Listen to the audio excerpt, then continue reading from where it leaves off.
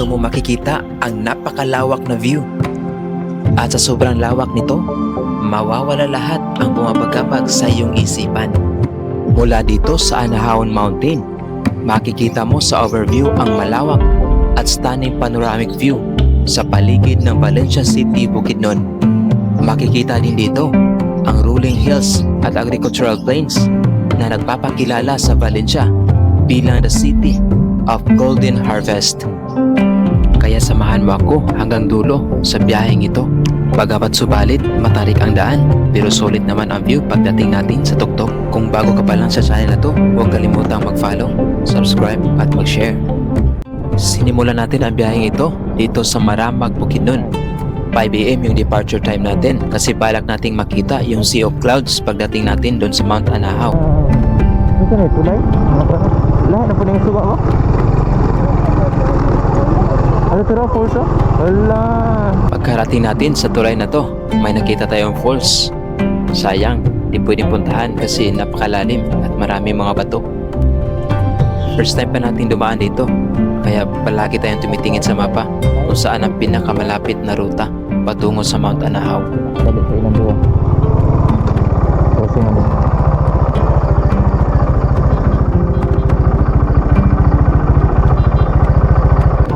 Sa ating pagsisiyasat, nalaman natin na hindi pala biro ang pagpunta doon sa Mount Anahaw kasi napakatarik na mga daan.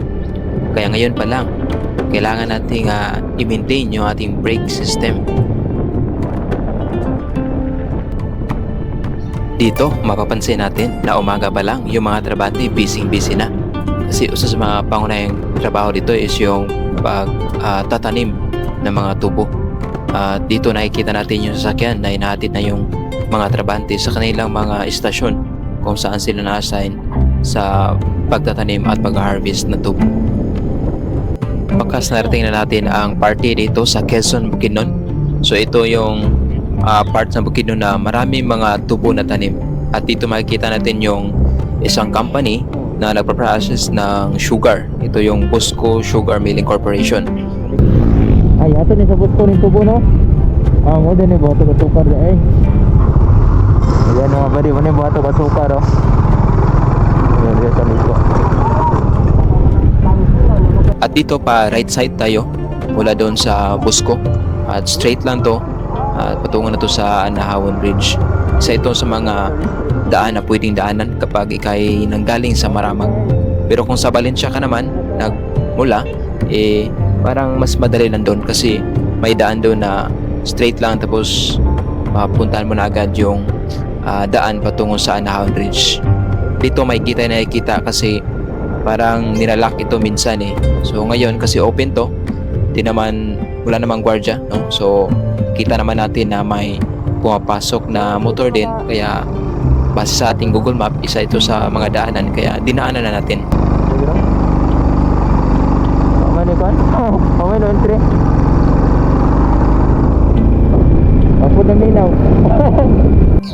At dito, bumungad sa atin ang napakagandang sunrise.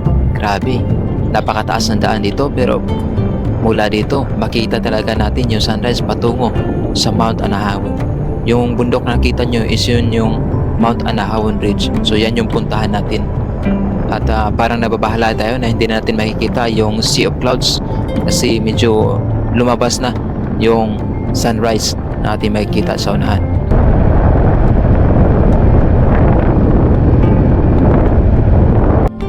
At sa wakas, narating na din natin ang part dito sa Valencia, Bukidnon. At dito makikita natin na napakalapad ng mga rice field dito.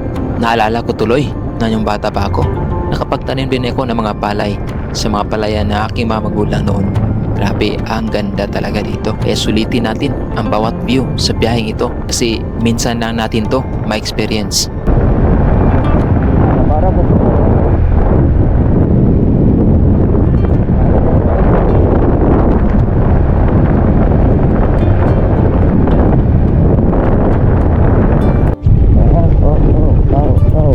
Uli ang ganda mo upo dire. Han. Kurog man, hilot na niya. Dahil first time pa natin dumaan dito, hindi natin alam na may mga lubak-lubak pa pala ng mga daan. So ito yung nagpapatagal sa ating biyahe. At okay lang naman na naka-experience na nito kasi magbibigay rin to ng ibang saya at level of experience na ating ma-experience habang tayo ay pumupunta sa Mount Tanahaw. So enjoyin lang natin to.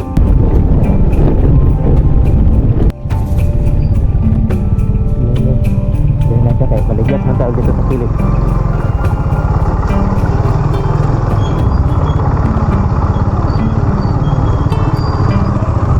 Alam, biko. Ay na ako ba? Okay na. Ay na ako din. Kaya itong motor kay panggaman ay pang rough road.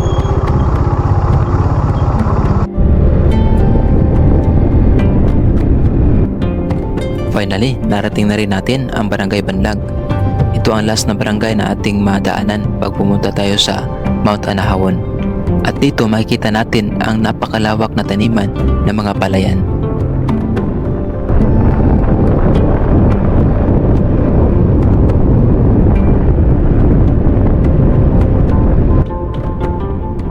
Parang wala nang chance na makita pa natin ang Sea of Clouds. Kaya i-enjoy na natin yung mga clouds na nandito sa ibaba.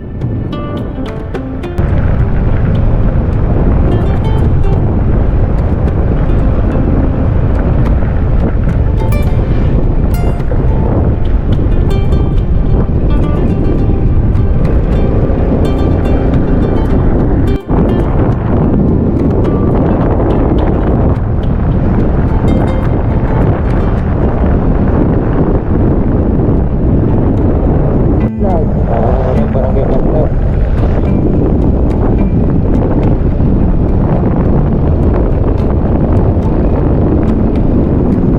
Wala na yung mga Tanahawan. At ito na yung pinaka-entry point kasi may makikita tayo na signage at pa-right turn lang tayo.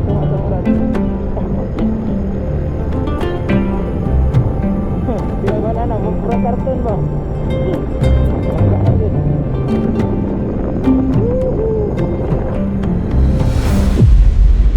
At ito na yung unang bahagi sa napakatarik na daan. Straight lang to at tuloy-tuloy na ito hanggang marating natin ang Mount Anahawon. May mga tugulay dito.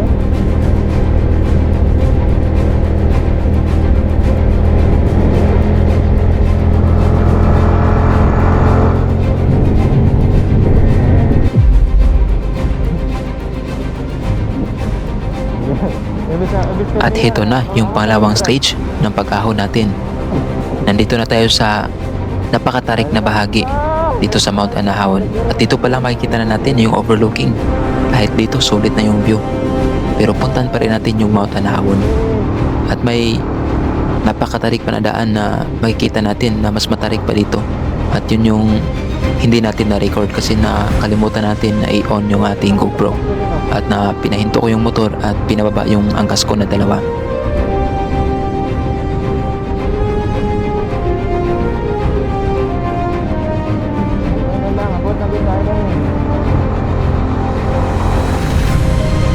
At finally, nalampasan din natin yung napakatarik na daan at napasakyan natin ulit yung ating mga angkas. At dito na parte ng daan is hindi na siya masyadong matarik. Pero may isang matarik pa na daan na kailangan nating daanan. Yun yung nasa dulo na, yung malapit na talaga sa Anahawon.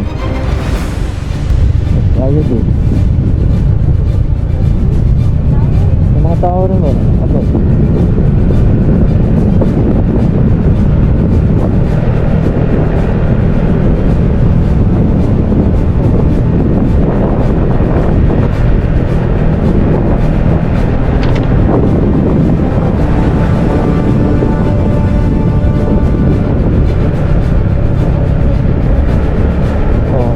Laki, para dagan nagapangan niya.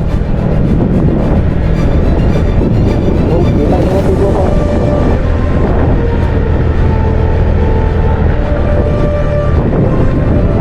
Dapat isa ka tong sunday ah.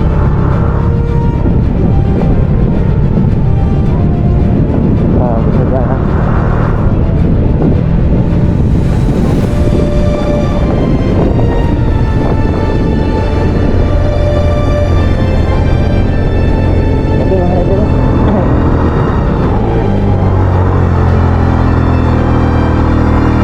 Katong ganun lang may gamit ito.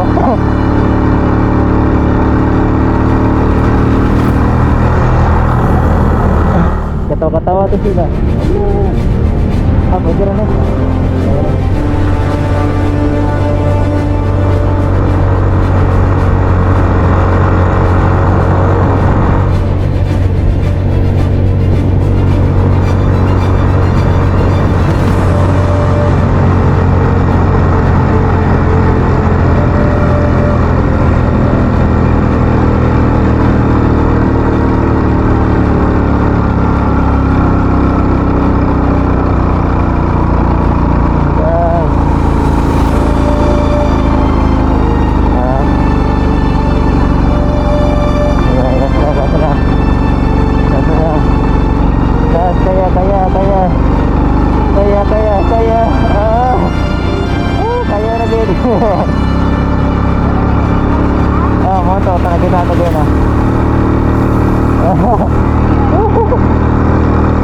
Good job, motor.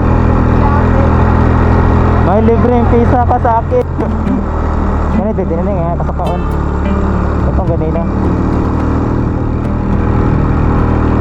Oh, nakay, mga isa rin, nagyan ko na. Pwede rin, mga kanila, mga badya din ka. Gusto ni badya, no? Mayroong badya nga pa tayo na. Lagi?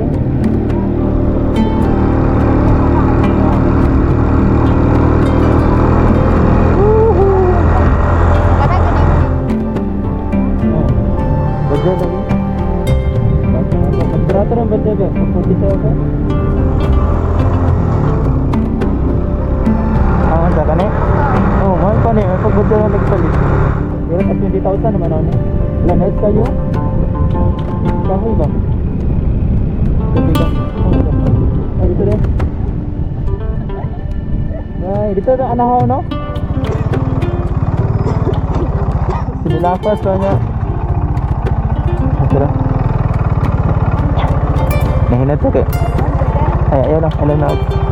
Ako rin, nahinat ka. Wala ko sa dito. Ayan guys, sa Joy Lapas ay gamay.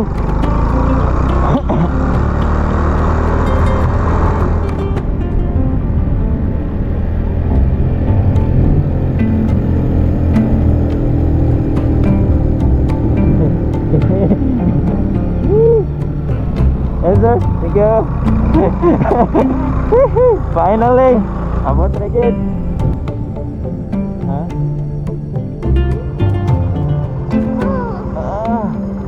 Pwede na mo tayo sila. Pwede dito? Ay, magkuhan siya, bayan na. Abot na daan, abot na daan. Salamat. Dari ba?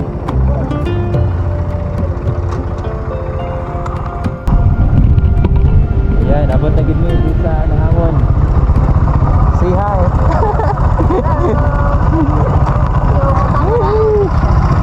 Okay. At yung entrance fee nila dito ay nasa 50 pesos lang. At yung sa parking area naman, nasa 30 pesos kapag motor at 50 pesos naman para sa mga 4 wheels. Ang Anahaon Ridge ay isa sa mga tagong yaman ng Valencia, Bukidnon. Isang lugar na tahimik, presko at malaya sa ingay ng syudad. Hindi madali ang pag-akyat dito. May mga ahon na susubok sa lakas ng loob at yaga ng bawat bumibisita. Pero sa bawat hakbang pataas, unti-unting mawawala ang pagod dahil alam mong may gantimpalang tanawin sa dulo ng biyaheng ito.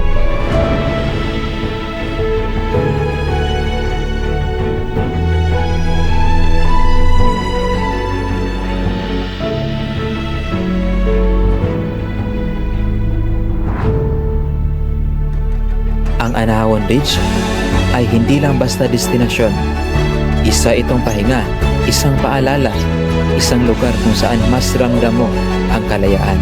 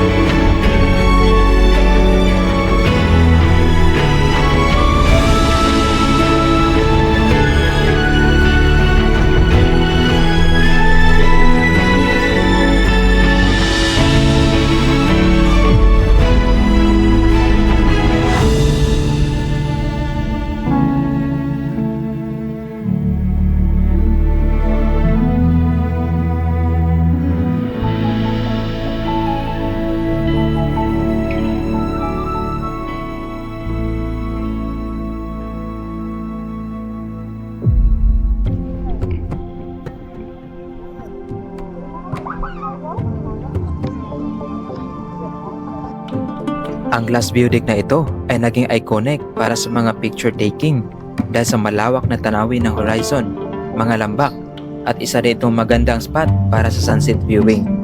Kaya perfecto ito para sa mga content creator at sa mga vlogger. Dito natin tatapusin ang ating video. Salamat nga pala sa panonood. Salamat din sa pag-follow, subscribe at pag-share dito sa ating video. At see you sa ating next adventure.